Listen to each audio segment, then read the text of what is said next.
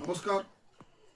আজকের দিনটি বাঙালির কাছে খুবই দুঃখের দিন। আজ আমাদের প্রিয় উপন্যাসিক শরৎচন্দ্র চট্টোপাধ্যায়ের প্রয়াণ দিবস, মৃত্যু দিবস। আজকের এই 16 জানুয়ারি 1938 সালে তিনি আমাদের ছেড়ে চলে যান।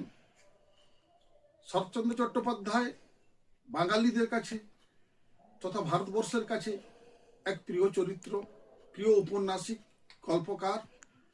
তার যে উপন্যাসগুলি তিনি আমাদের জন্য দেখে গেছেন, আমাদের বাঙালি মনন চিন্তনকে তিনি তুলে ধরেছেন তার উপন্যাসের মাধ্যমে। খুবই কম উপন্যাসিক লেখকের কাছে আমরা এই ধরনের লেখা পাই। তাই অন্তরের অন্তঃস্থল থেকে তার এই প্রয়াণ দিবসে আমি আমার শ্রদ্ধা নিবেদন করছি। শরৎচন্দ্র চট্টোপাধ্যায় বাঙালি জীবনের সমস্যাকে, বাঙালিদের সমাজের, তৎকালীন সমাজের যে সমস্যাগুলো আমাদেরকে আটকে রেখেছিল সেইগুলোর মূলত তিনি আলোকপাত করেছিলেন। নারী জীবনের সমস্যা, সমাজের শোষণ ব্যবস্থা, সমাজের মধ্যে আমাদের সনাতনী হিন্দুদের যে ধর্মীয় যে ভেদাভেদ, এটার বর্ণভেদ প্রথা, এটার বিরুদ্ধে তিনি ছিলেন সোচ্চার।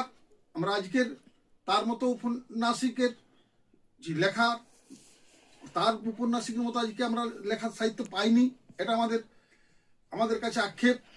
আমরা তার এই স্মরণ মৃত্যু দিবসে আমরা মনে করি তার যে তিনি আমাদের যে বাঙালিদের চরিত্রগুলি তুলে ধরেছিলেন, আমরা সেইগুলি আলোকপাত করে আমাদের বাঙালির সমস্যাকে থেকে মুক্তি পাওয়ার, বাঙালি জীবনকে সঠিক মানে তুলে ধরার জন্য তার যে কয়েকটা উপন্যাস বিখ্যাত হয়ে আছে, তার মাধ্যমে যেমন দেবদাস, শ্রীকান্ত,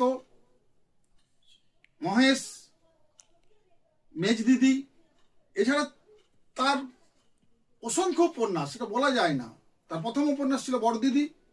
তিনি আমাদের কাছে তার উপন্যাসের মাধ্যমে প্রিয় হয়ে আছেন। শরৎচন্দ্রের লেখা পড়তে গেলে আমরা শেষ না করে উঠতে পারতাম না।